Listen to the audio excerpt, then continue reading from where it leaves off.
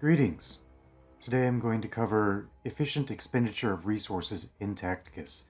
There are a number of different resources in Tacticus. We have ability badges, ascension orbs, blackstone, energy, gold coins, and guild credits. First, I'd like to cover ability badges and gold coins as these two kind of go hand in hand.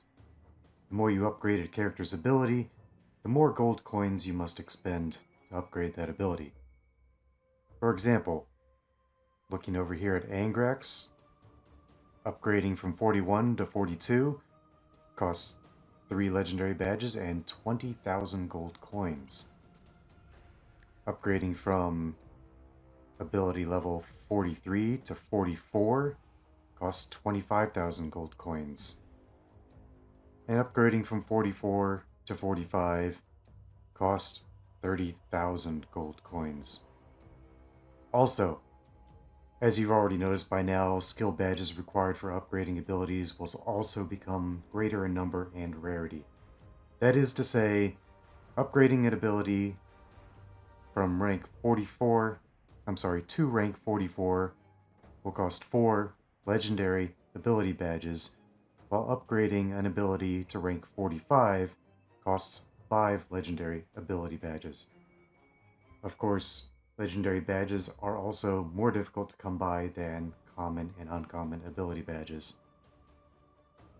Not all characters have abilities worth upgrading. Some characters have one ability that's worthwhile and another that's not so much worthwhile. A good example of this would be Snappereka.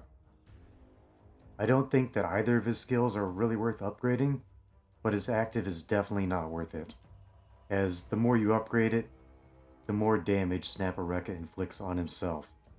His passive is not really amazing, because it helps his melee damage, and he's not really much of a melee character outside of using this ability. And the reason I say that is because in melee he scores 2 hits versus 3 hits in ranged, plus 2 more if the target is 2 hexes away because of Daka.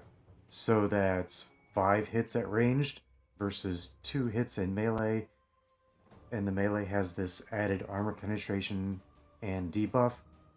I mean, if you're targeting an enemy in Mark 10 Gravis armor, maybe the ability is worthwhile, but that's highly situational. Okay, let's take a look at Ascension Orbs, which can be viewed if you go to the top of your character screen, click on this box on the left, go to Ascension tab, and the orbs are down here. Ascension Orbs allow you to increase the rarity of a character, taking them from common to uncommon, uncommon to rare, and so on and so forth. Now, if we go back to our character screen, we can see that, click here, we can see that upgrading the rarity also increases the strength of abilities by 20%, and will also increase the character's level cap, as we see here, max level 50, for legendary. Not every character is worth upgrading. You should focus on upgrading the characters that excel in the game modes you're most interested in. For many players, this is guild raids, because it provides the best rewards for more advanced players, giving lots of orbs for further upgrading your characters, and guild nodes, which we'll talk about later. Next, let's talk about Blackstone. This is the in-game currency that can be purchased with real money. But there are other ways to slowly accumulate Blackstone as you play and progress in the game. The most efficient use of Blackstone in the game is the 100 energy purchase available each day after you've watched the advertisement for the quote-unquote 50 free energy. You can also purchase 100 energy each day with Blackstone at an increasingly more expensive and inefficient rate. Up to, I think, a maximum of 500 Blackstone for 100 energy. Absurdly inefficient. In addition to that, you can also make purchases of various upgrade items. According to the math I've done on this, purchases here via Blackstone is roughly as efficient as purchasing energy at a rate of 110 Blackstone for 100 energy. This, of course, becomes less efficient as you start paying 50 Blackstone to allow you to randomly choose from more upgrades to purchase. Quite inefficient. Now that we mentioned the purchase of energy with Blackstone, let's talk about energy efficiency. This is a spreadsheet that I threw together quickly with some information available on the Tacticus wiki. I did some quick math to show energy efficiency with the drops per energy spent. I think it's worth noting that the mirror campaigns have a higher drop rate and therefore greater efficiency than the standard campaign battles. So, if you have the option of acquiring a particular upgrade from either, let's say, the Indomitus campaign or the Octarius Mirror campaign, it would be more beneficial to farm the Octarius Mirror campaign because it has a higher drop rate and costs the same amount of energy. With that said, there's also the Elite campaign battles, which cost 10 energy, but still have an even greater energy efficiency than the normal campaign battles. The energy efficiency in Elite campaign battles is most notable when you look at the efficiency for rare drops and character shards, where you have a guaranteed chance of getting the sought-after drops, plus a small chance for a second drop of the same item.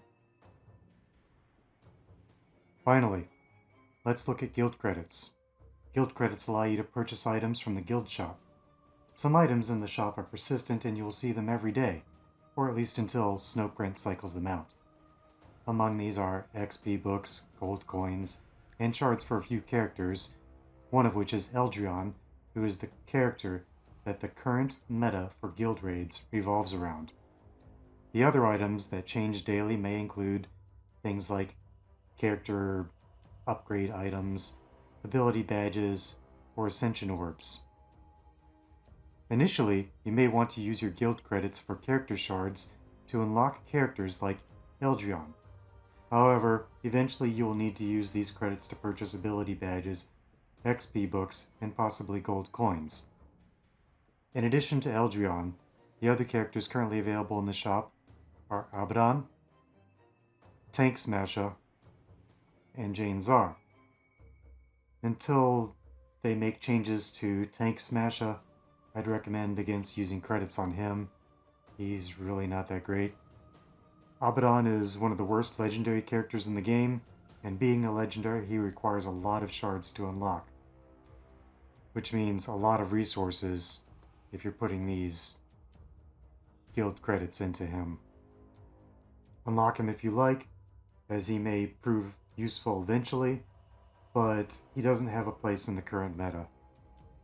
Jane Czar has her uses, but being a legendary, she will take you a while to unlock.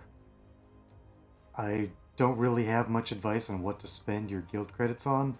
If you're interested only in what's meta at the time, then you want Eldrion as well as whatever ability badges and orbs you need at the time to level up your meta characters, and the gold coins and XP books to level them up.